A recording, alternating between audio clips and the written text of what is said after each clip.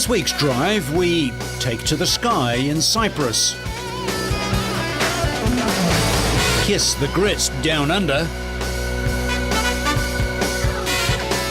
open up and let the sunshine in, and put the sun to work. All this and more in this week's Drive.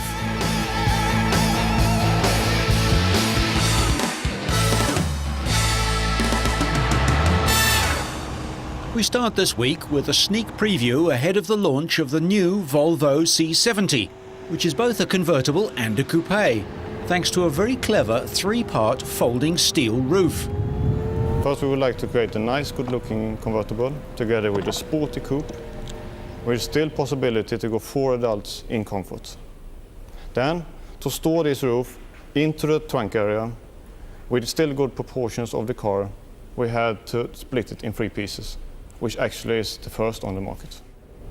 To build a convertible that, at the touch of a button, converts into a coupe is no simple task. In addition, the C70 has to meet the requirements of Volvo's reputation for safety. The car has, for example, unique side airbags that come up out of the doors should a collision occur. Of course, this car fulfills the same safety requirements as all other Volvo cars, but the unique thing for a convertible is that we have door-mounted inflatable curtains that pops up from the door instead of from the roof. And then we have the very strong windshield frame and the rollover bars sitting behind the rear seat coming up in a rollover accident. The new convertible is roughly the same size as its predecessor, based on the new S40 platform, itself shared with some Mazda and Ford models. Development and manufacture of the car has been done in collaboration with the famous Italian styling and design house, Pininfarina. This was a unique occasion for us to get involved into such an exciting new project with Volvo, and we decided together with our friend in VCC to establish a new company, 60% Pininfarina and 40% Volvo, whose purpose is to manufacture this new exciting car. Well, we are very proud so far at the result. Then for sure the customer will have the last word, but so far we are very, very pleased of the technical contents of the car and the final quality result of it. So I think that there is a fantastic merge between Volvo experience and Volvo quality standard, especially on safety, and our experience in craftsmanship that we developed in so many years in Pininfarina. The body structure, a carefully designed network of beams, not only contributes to the car's high safety standards, but also gives the body extremely high torsional rigidity, twice that of the previous C70 convertible. With the roof up, torsional stiffness is increased by an additional 10 to 15% over the convertible. It makes the car more stable and easier to control. It also makes it more dynamic and fun to drive. As for engines, the new C70 will be launched early in 2006 with the marque's traditional 5-cylinder naturally aspirated engines, 140 and 170 horsepower 2.4 litres, and a powerful 220 horsepower 2.5-litre turbo engine. 180 horsepower 5-cylinder 2.5 litre diesel engine will join the lineup later on in the year. The first generation C70 convertible had its best year in 2004 with just over 8,000 cars sold globally. Volvo believes the coupe convertible will be a highly sought-after combination and expect to more than double sales compared with the first generation C70. Like its predecessor, the car will be built in Uddevalla in Sweden.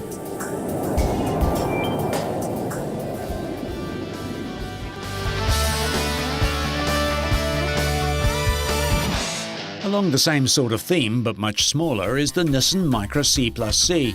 With the new model, Nissan is ready to open the latest chapter in the Micra story.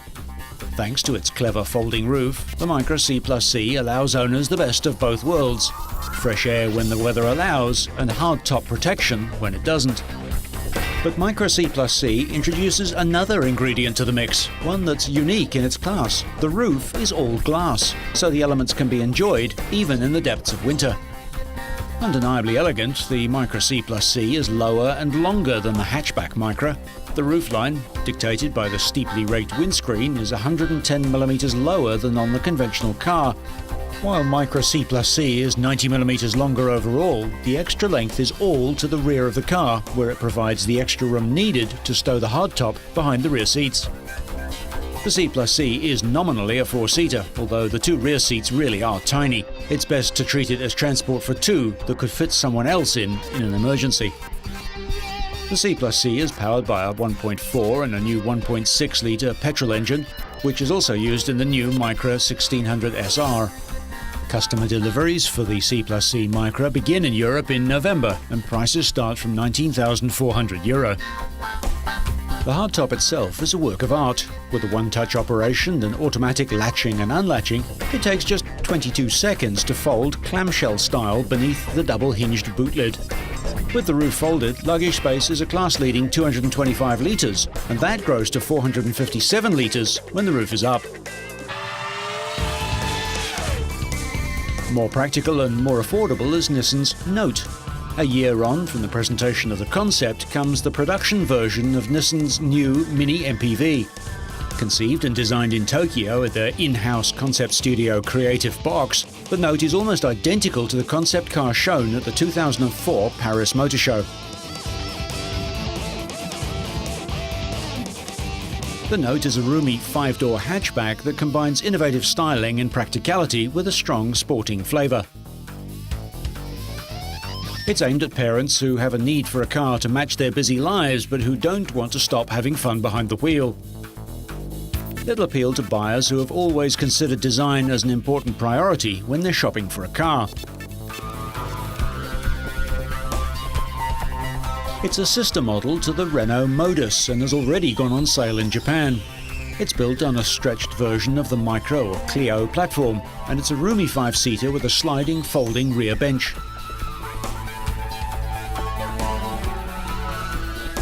Inside, there's a vast amount of space thanks to the wheelbase of 2,600mm, longer than that of a Volkswagen Golf, and the space can be maximised thanks to folding rear seats. There'll be four engine options, two 1.5-litre diesels developing 50 and 63 kilowatts, a 1.4-litre 65-kilowatt petrol unit, and a new 1.6-litre 81-kilowatt petrol engine found in the new Micra 160 SR and the C+C.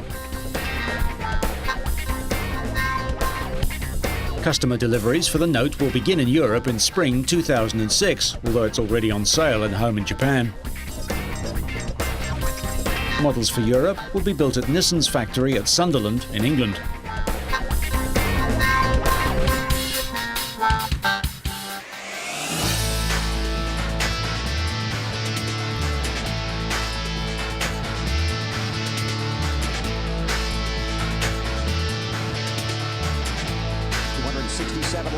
Kansas City was the scene of the fourth race in NASCAR's final series, the Chase for the Cup. Matt Kenseth started on pole position, his second of the season. The race was relatively low on crashes. The lone multi-car affair happened on lap 17 when Dale Earnhardt clipped Brandon Ash. Ash's car turned and slid up into Ryan Newman's car before heading into the wall. Despite the thick smoke, most drivers were able to avoid each other. They all pile in here. And Jarrett, what a great job he does. Look at Ryan Newman just make contact with that left front fender. Boris Said spun on lap 120 but managed to avoid making contact with anything solid or any other car. Under the resulting caution flag, the pack headed for the pits. Mark Martin stopped for just 2 tyres and took the lead for the first time. But he wound up leading 3 times for a total of 139 laps. Martin cruised all the way to the checkered flag, leading teammates Greg Biffle and Carl Edwards to the finish line. With the win, Martin jumped from 9th to 7th in the standings, 113 points behind Stewart with 6 races left in the chase. The 46-year-old got his 35th career win a week after an early crash at the Talladega Superspeedway relegated him to 41st place. Tony Stewart finished 4th and extended his chase lead from 4 points to 75. It was Stewart's 15th top 10 finish in the last 16 races.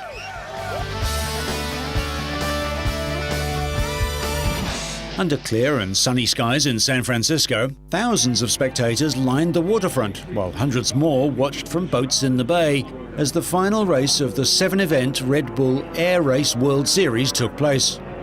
10 of the world's best aerobatic pilots have been taking part throughout the year in the international competition for racing planes that awarded total prize money of $600,000. During the low-level slalom flight through the 50-foot-high inflatable gates, the planes reached speeds of up to 250 miles an hour, and pilots experienced up to 10 Gs.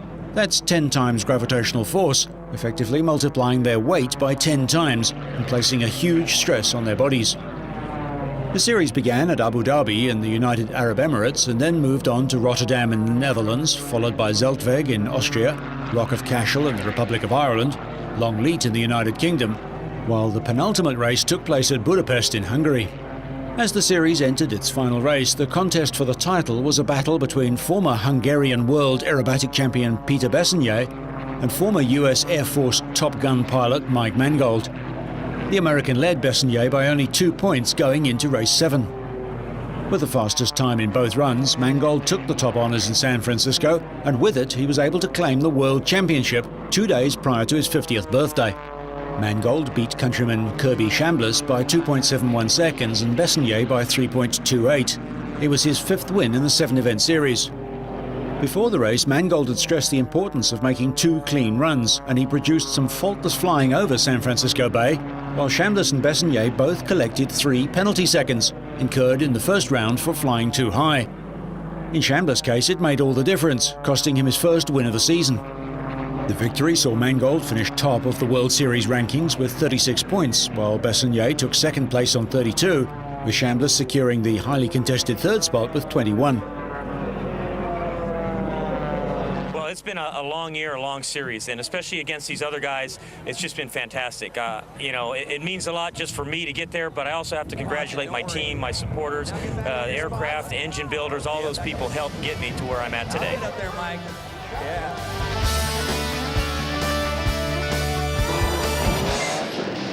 Having won in Cyprus for the past 2 years, Qatar's Nasser Al-Attiyah must have been confident of adding a 3rd to his tally of wins.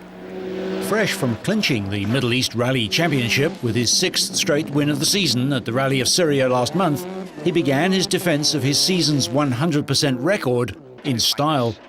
He led from the outset, steering to a comfortable lead over Andreas Tsoloftas before the Cyprus national champion was forced to retire with fuel pump problems. That handed second place to Lebanon's Abdo Fagali, who soon got to within 50 seconds of leader Al-Attiyah in the Subaru Impreza. But with Al-Attiyah winning the later stages of the day, the gap overnight had extended to 1 minute and 48 seconds. Misfortune struck Fagali in day 2 when the transmission failed on his Mitsubishi Lancer Evo and forced him out after special stage 18. Quick to take up the charge in second place was Chris Thomas.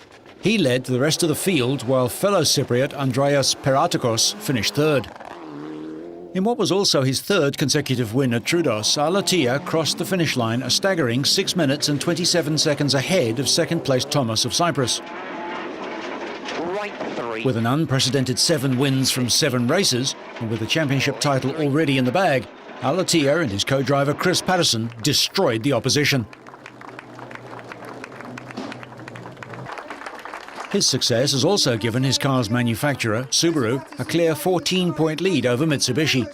The final rally of the season takes place at the end of November in Dubai.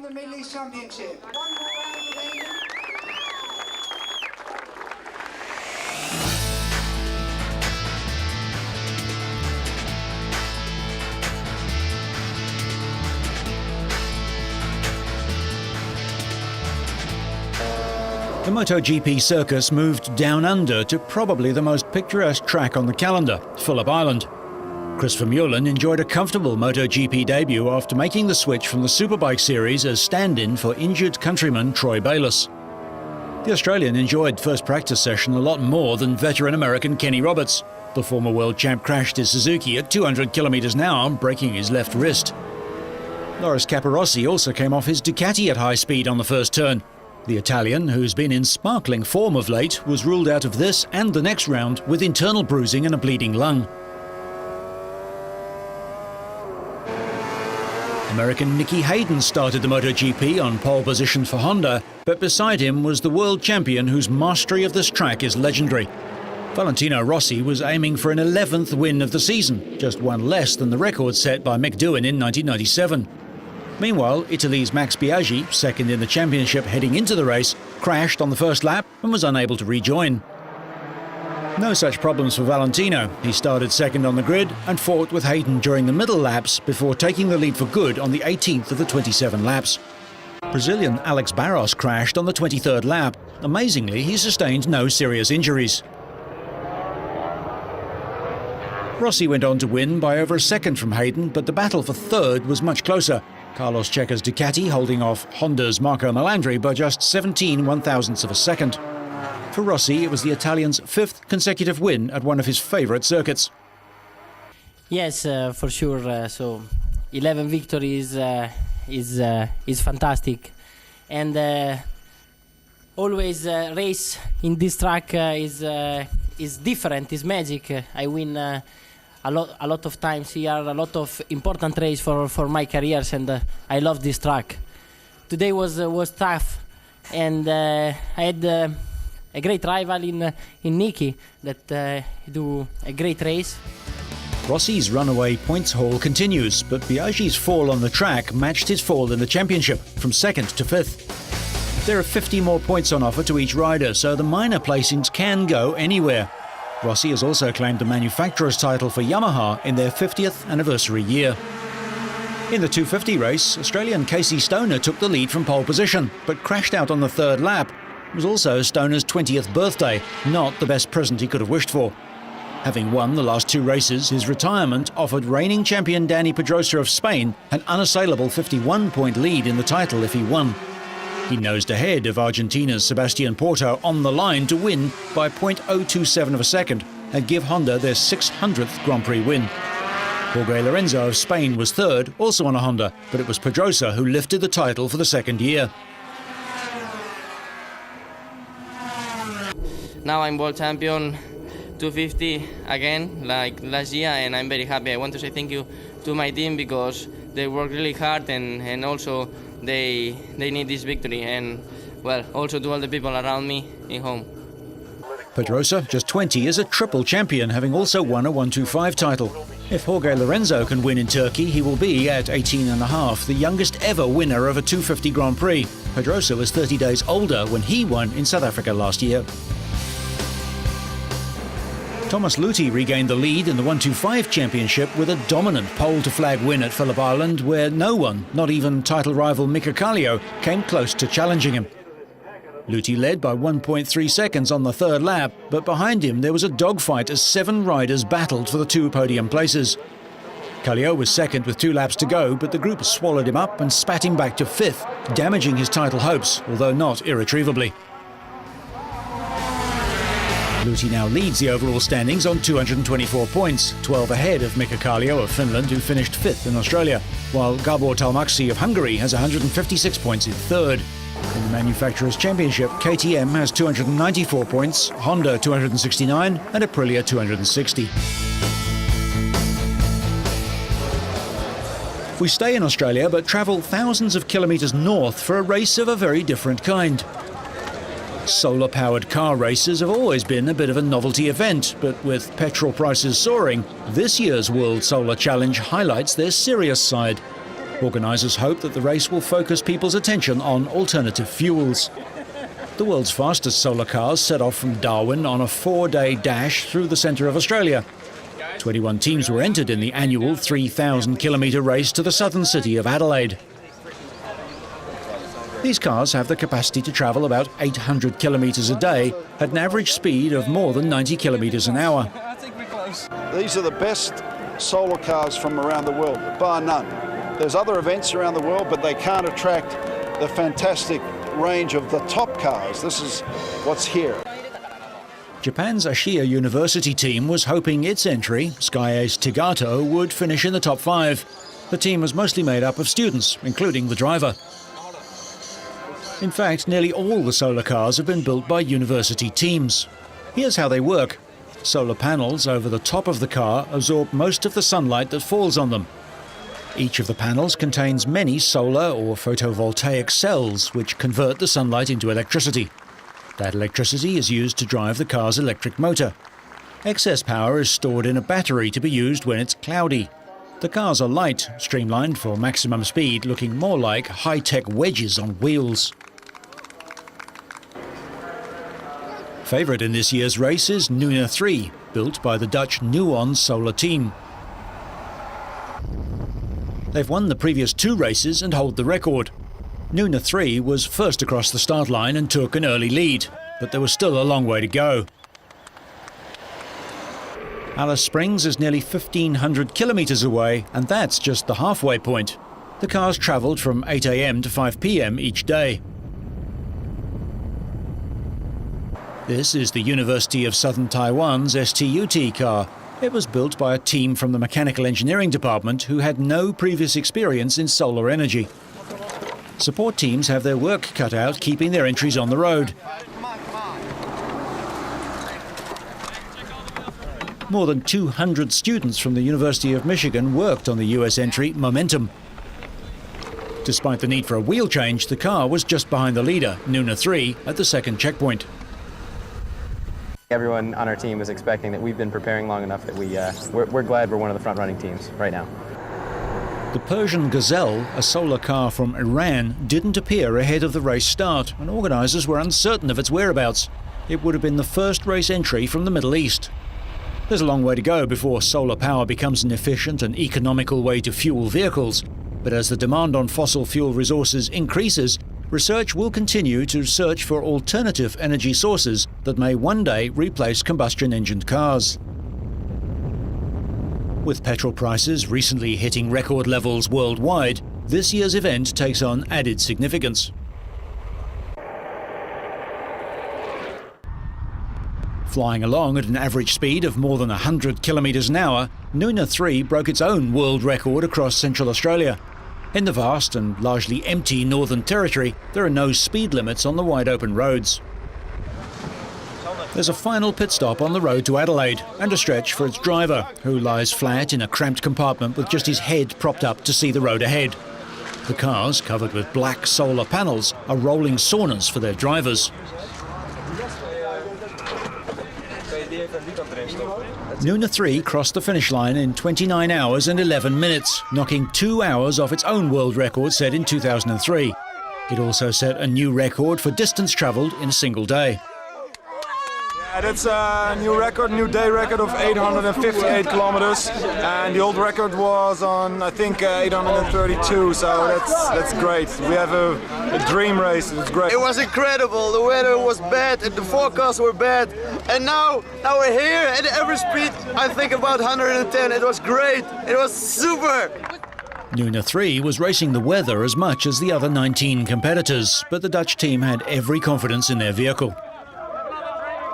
When we contacted them, they said, oh, look, we don't need the weather. Their reserves of power were such that whatever the weather did in these last few hundred Ks, they were ready to be here at this time. And we said about 2:30, 3 o'clock yesterday, and here we are, 2:45 in the afternoon, and here they are. What a fantastic effort. The Australian, American and Japanese teams were almost 200 kilometres behind.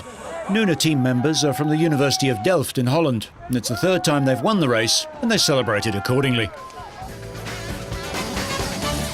So, whether you're skimming the ground at maximum Gs or heading for the wall with maximum smoke, so you stay on track and up to speed, make sure you catch next week's Drive.